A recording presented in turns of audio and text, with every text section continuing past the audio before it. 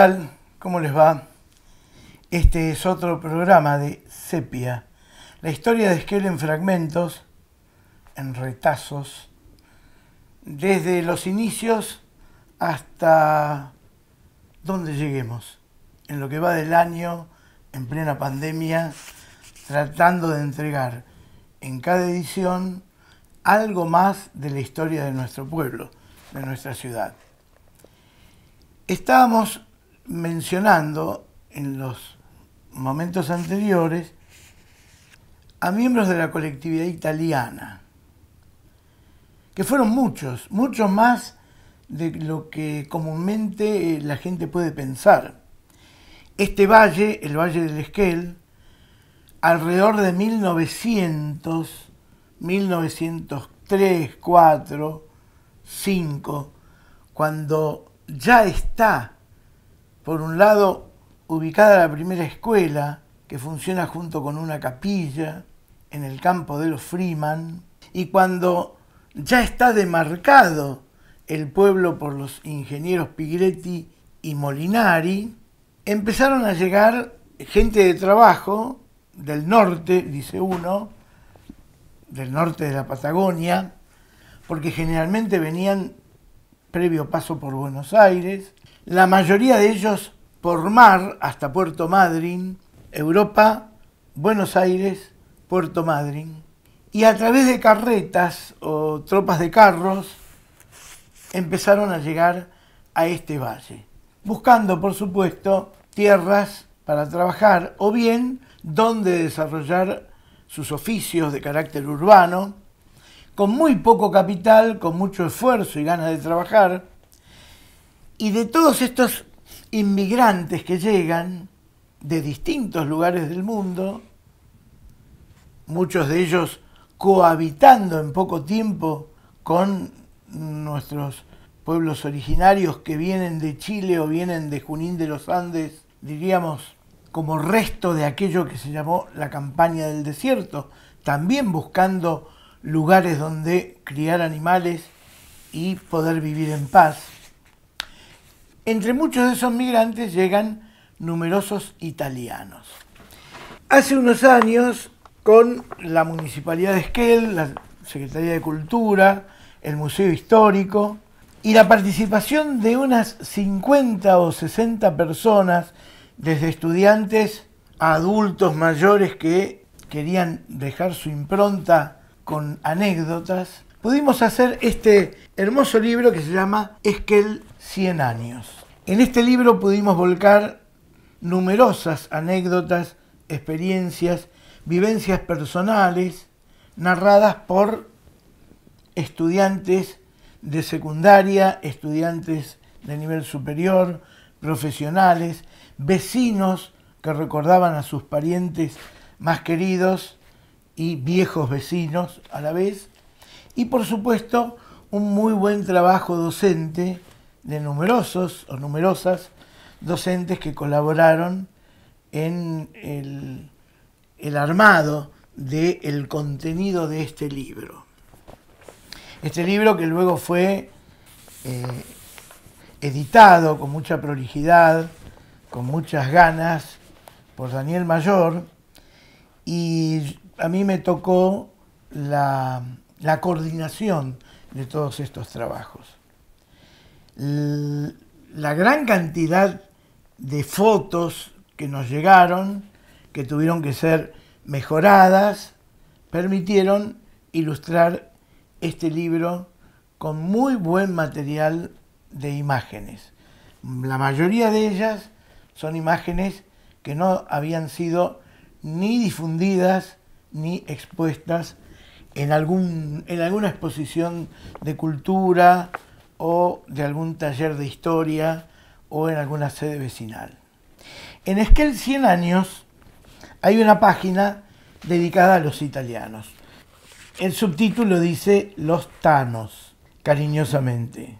En general vinieron de distintos lugares de Italia, muchos, y no, me atrevo a decir que la mayoría del centro y norte de Italia, pero en Argentina la gran cantidad de italianos que venían desde el puerto de Nápoli o Nápoles generó esta especie de apócope, esta palabra que los identifica, los tanos. De la misma manera que una gran cantidad de españoles que llegaron desde los puertos del norte, especialmente de Galicia, les quedó el apelativo de gallegos. Pero en general también vinieron gente de distintos lugares del territorio español.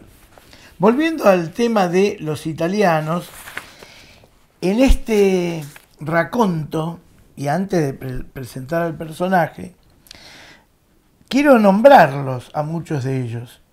Seguramente me olvidaré de algunos y pecaré de omisión, pero son muchos. Algunos apellidos se han perdido y otros, sus descendientes, están por acá cerca, y todavía están, por supuesto. La nómina de italianos o hijos jóvenes de inmigrantes italianos en Esquel es extensa. No todos se afincaron de manera definitiva. Attilio Tornitori, Godofredo Stortini, Luis Bontempo, Santiago Policriti fueron dedicándose a actividades varias, pasando por el comercio y la construcción. Stortini ofrecía por la prensa leña de Chacay y leña de Ñire. Tornitori poseía un almacén de comestibles y bebidas en la calle 25 de Mayo, esquina Avenida Alvear. Avenida Alvear en ese momento, principio del siglo XX, en Esquel, era apenas un suburbio. De la mano de enfrente hacia arriba, donde ahora podemos encontrar el edificio de la Escuela 76, el edificio del Correo, el edificio del Banco Nación, y todos esos barrios, obviamente poblados, muy urbanizados, antes era, en esos inicios, zona de quintas.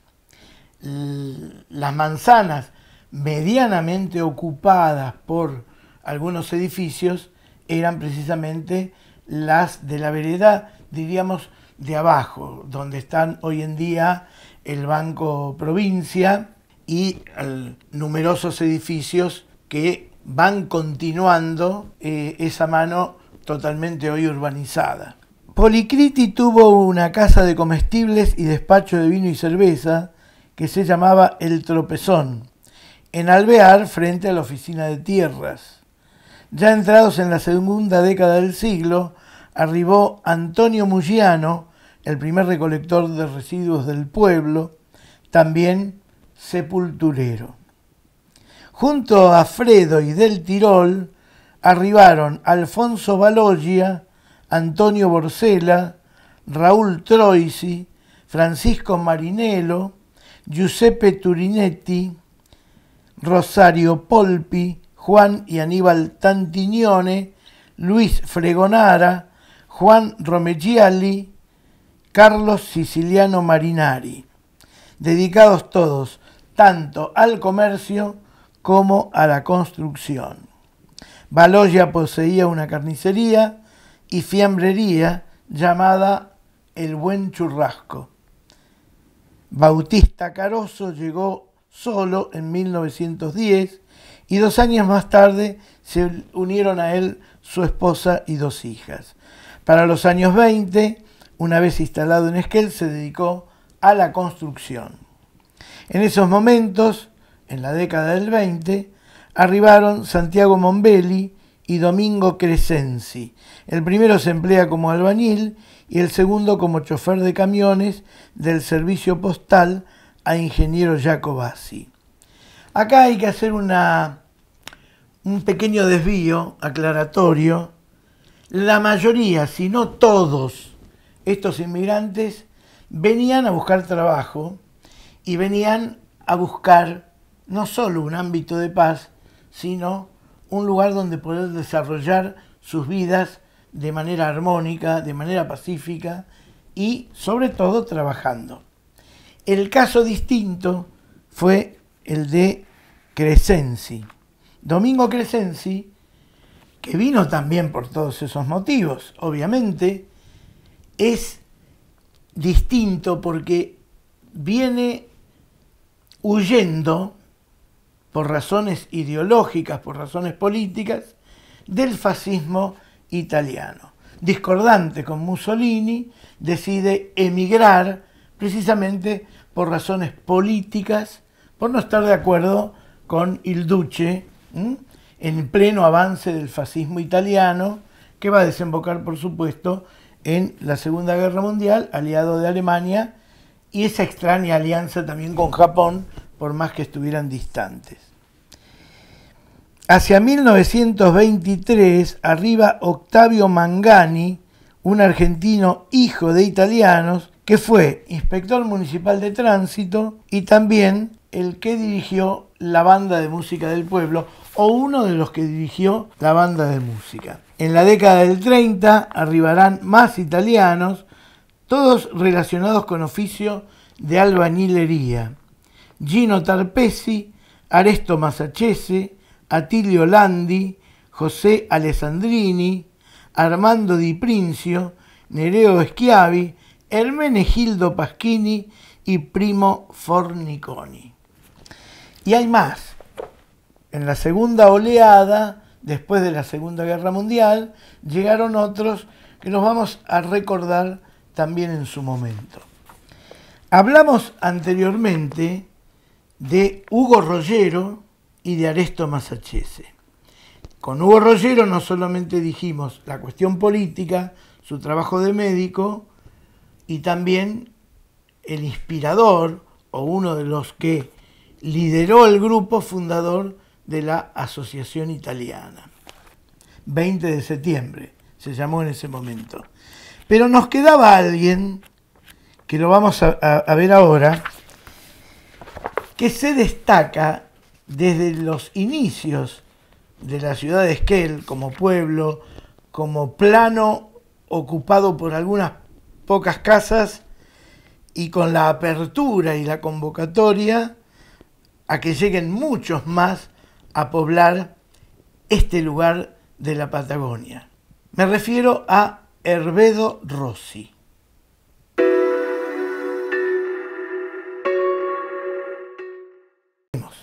Hervedo Rossi era italiano, había nacido en la península en 1881.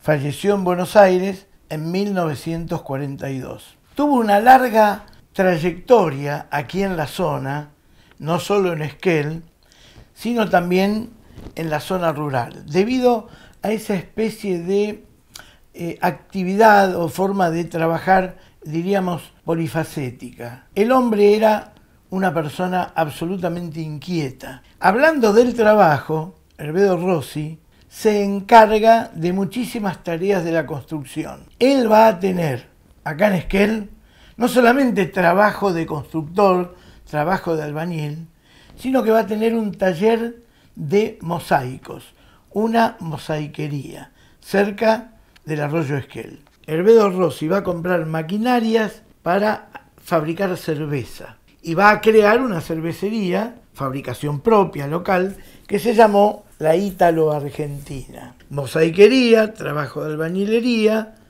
y cerveza. ¿Qué otra cosa hacía Hervedo Rossi?